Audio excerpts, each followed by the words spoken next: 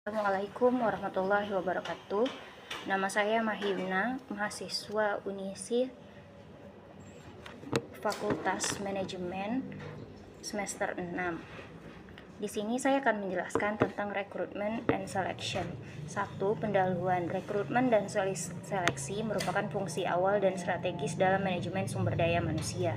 Rekrutmen adalah proses mencari, mengidentifikasi, dan menarik pelamar potensial yang mampu mengisi kebutuhan organisasi sesuai job description dan target jabatan. Sedangkan seleksi adalah proses penyaringan pelamar untuk memastikan kandidat yang paling sesuai dengan persyaratan posisi. Kedua proses ini menentukan kualitas input SDM yang berdampak langsung pada produktivitas dan keunggulan kompetitif organisasi. 2. Landasan teori.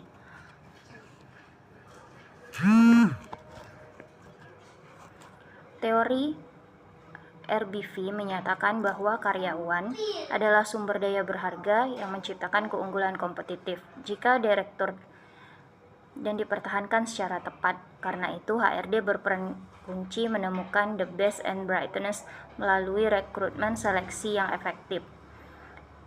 B. Person Organization Fit, Person Job Fit Theory. Seleksi yang baik tidak hanya menilai knowledge, skill, and ability individu, tetapi juga kesesuaian nilai kandidat dengan budaya organisasi dan tuntutan pekerjaan. Hal ini sejalan dengan temuan bahwa seleksi harus sesuai tujuan dan strategi organisasi. Ketidaksesuaian fit menjadi penyebab utama turnover. C. Ambidexterity Approach and Recruitment. Dalam International Journal of Productivity and Quality Management menjelaskan bahwa rekrutmen modern menghadapi rekrutmen paradoks antara eksploitasi talenta yang ada dan eksploitasi talenta baru. Pendekatan ini menyeimbangkan keduanya melalui 16 konsep inti, 25 kategori, dan 40 subkategori yang mencakup kondisi kasual, produk, kontekstual, intervensi, strategi, dan konsekuensi.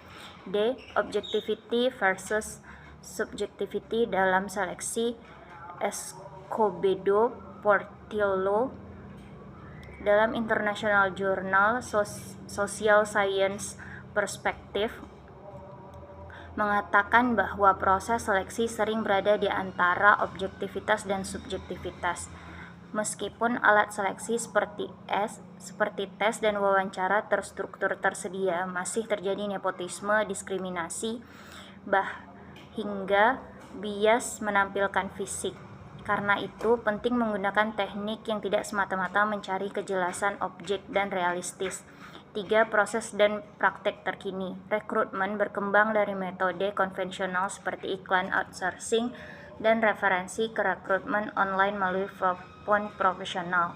Keunggulannya mudah, efisien waktu, biaya, dan akses talenta luas. 2. Seleksi mencakup screening, tes, wawancara, dan assessment center. Dalam International Journal of Work Organization and Ambition menemukan praktek di Islandia menekan rekrutmen internal dan pengembangan dari dalam. Kualitas manajer dan job satisfaction menjadi variabel kunci retensi pasca seleksi. 4. Tantangan kontemporer. Perubahan lingkungan kerja seperti pensiun baby boomer dan isu elder care menuntut HRD menyesuaikan strategi rekrutmen retensi. Selain itu, perusahaan harus mengelola pengetahuan dalam proses bisnis rekrutmen seleksi agar investasi pendidikan dan pelatihan berdampak pada produktivitas. 5. Kesimpulan, rekrutmen dan seleksi bukan sekedar administrasi, melainkan keputusan strategi berbasis teori RBV, PO Fit, dan ambidexterity. Efektivitasnya ditentukan oleh keseimbangan objektivitas alat seleksi dengan kesadaran atas subjektivitas recruiter, serta adaptasi terhadap tren digital dan demografis. Organisasi yang mampu menginterdimensi akan memperoleh talenta yang tidak hanya kompeten tetapi juga produktif dan loyal. Sekian penjelasan saya. Terima kasih.